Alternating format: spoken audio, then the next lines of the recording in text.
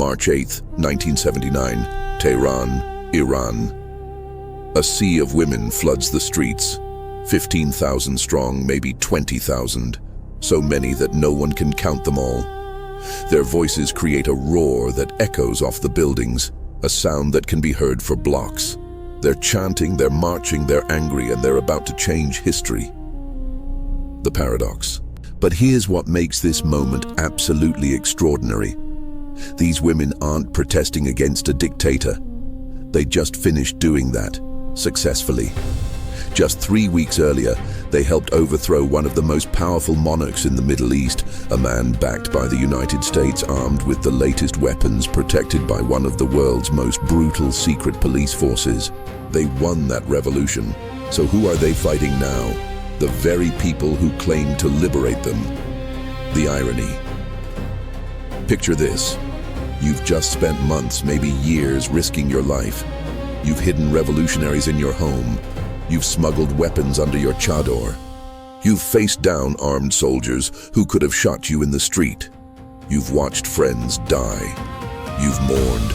You've sacrificed. And you've won. The tyrant has fled. The revolution is victorious.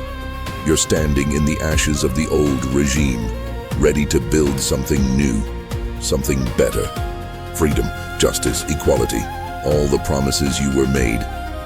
Then, less than a month after your victory, the new government issues a decree. Women must cover their hair. Not a request, not a suggestion, a law. And you realize with sickening clarity, you didn't fight a revolution to trade one cage for another. The stakes. This is the story of the women who said no. Not next month, not next year, immediately. On International Women's Day, March 8, 1979, they took to the streets with a message that would reverberate through history. We didn't have a revolution to go backwards. These weren't just protests. This was the first major resistance movement against Iran's new Islamic Republic. The first crack in the revolutionary coalition. The first warning that something had gone terribly wrong. And what happened to these women, what happened in those few days in March 1979, would set the stage for decades of struggle, oppression, and resistance that continues to this very day. The mystery. But here's what's strange. You probably haven't heard this story. When people talk about the Iranian Revolution, they talk about the fall of the Shah. They talk about Ayatollah Khomeini's return from exile. They talk about the hostage crisis that came later. But these protests, these thousands of women who stood up to a brand new government and said no, history tried to forget them, until now. The promise. Today, we're uncovering one of the most powerful yet deliberately overlooked moments in modern history. The moment Iranian women looked at their new government and declared war on oppression. This is a story about betrayal, about courage, about how quickly revolutionary dreams can turn into nightmares, and most importantly, it's about how resistance, even when it seems crushed, never truly dies. By the end of this video, you'll understand why what happened in March 1979 matters more today than ever. You'll see the direct line connecting those protests to the women burning their hijabs in 2022. And you'll never look at the Iranian Revolution the same way again. So hit that like button, subscribe for more Untold history, and let's go back to March 1979, to the week that Iran's women refused to surrender. This is the story they don't want you to know. The revolution's promise. To understand these protests, we need to rewind just a few weeks earlier, to February 1979. After months of demonstrations, strikes, and bloodshed, Iranians had finally done it. They overthrew Mohammad Reza Shah Pahlavi, the monarch who ruled Iran for nearly 4 decades with an iron fist backed by Western powers.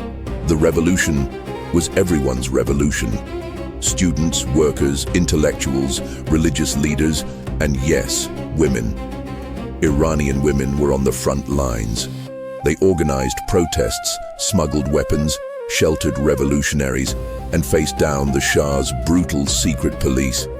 Women from all backgrounds united: secular feminists, Islamic activists, communists, and nationalists. They believed the promise. This revolution would bring freedom, justice, and equality for all Iranians. Ayatollah Khomeini, the charismatic religious leader who returned from exile to lead the new Islamic Republic, had made reassuring statements. When asked about women's rights during his exile in Paris, he suggested women would have freedom of choice. But promises made in exile don't always survive the journey home. The betrayal. March 7, 1979, less than a month after the revolution's victory, Ayatollah Khomeini issued a decree. All women working in government offices must wear the hijab, the Islamic headscarf. This wasn't a suggestion, this was law. The reaction was immediate and visceral. On March 8th, International Women's Day, thousands of women took to the streets of Tehran. We didn't have a revolution to go backwards. Freedom is neither Eastern nor Western, it is global. We made the revolution for freedom, not to be forced into the chador. These weren't just secular Western-educated women.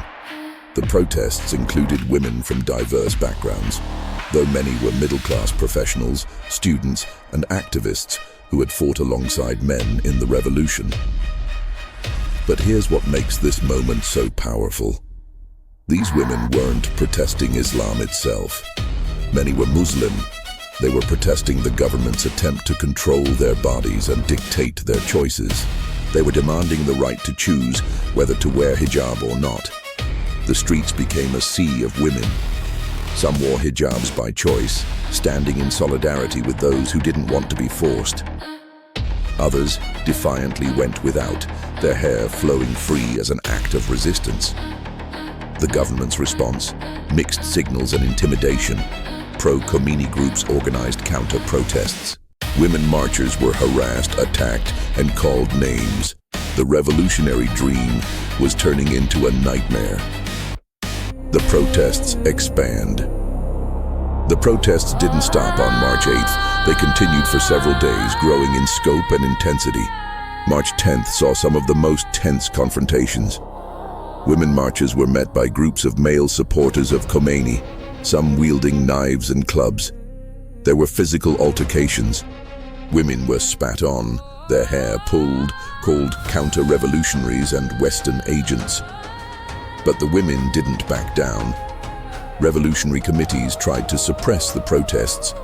Yet these women, who had just helped overthrow one of the world's most powerful dictators, weren't about to surrender their freedoms without a fight.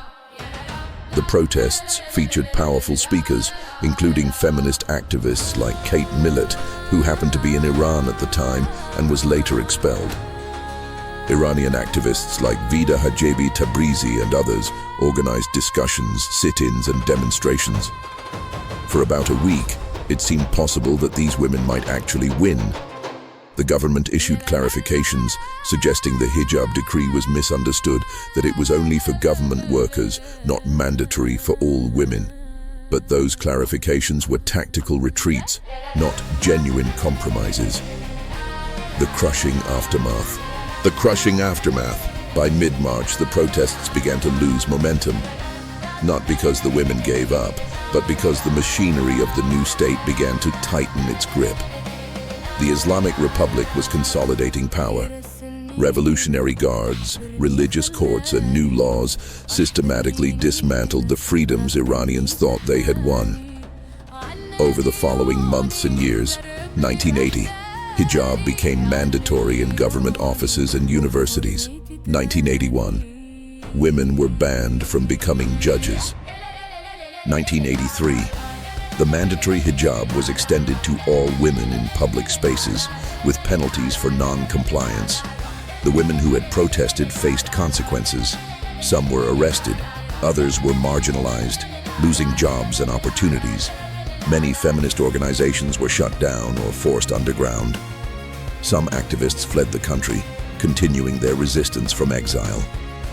The Islamic Republic had completed its transformation from revolution to regime. and women bore the heaviest cost. But here's the crucial part. Those women in March 1979 weren't defeated. They were silenced, but their spirit never died. The legacy. Fast forward to 2022. A young woman named Mahsa Amini is arrested by Iran's morality police for allegedly wearing her hijab improperly. She dies in custody under suspicious circumstances. What happens next? Iran explodes in protests. Millions take to the streets, led by women who cut their hair, burn their hijabs, and chant, "Woman, life, freedom." Sound familiar? The 2022 protests and the ongoing resistance movement in Iran are the direct descendants of those brave women in 1979. The same demands, the same courage, the same refusal to accept oppression. The 1979 protests are often overlooked in discussions of the Iranian Revolution. History books focus on the fall of the Shah and the rise of Khomeini. But these women's protests represent a critical moment, the first major resistance to theocratic rule, the first warning sign that the revolution was devouring its own ideals. Today, Iranian women continue to resist mandatory hijab laws. They face arrest, imprisonment, and violence, but they persist, inspired by generations of women who refuse to go backwards. Those women in March 1979 didn't win their immediate battle, but they planted seeds of resistance that continue to grow generation after generation. Conclusion. The story of March 1979 teaches us something vital. Revolutions are messy, complex, and often betrayed. The people who fight for freedom don't always get to define what freedom means afterward. But it also teaches us about resilience, about how resistance, even when it seems crushed, survives underground, passing from mother to daughter, from one generation to the next, until the moment comes to rise again. Those women in Tehran in 1979 were fighting for something universal: the right to control their own bodies, make their own choices, and live with dignity. That fight continues today, not just in Iran, but everywhere women face oppression. So the next time you hear about protests in Iran, remember, this didn't start in 2022. It started decades ago with thousands of women who had the courage to say, "We didn't have a revolution to go backwards." If you learned something new today, smash that like button, subscribe for more Untold history, and drop a comment below. What other historical moments should we cover? Until next time, keep questioning, keep learning, and never forget the stories that powerful people want you to ignore.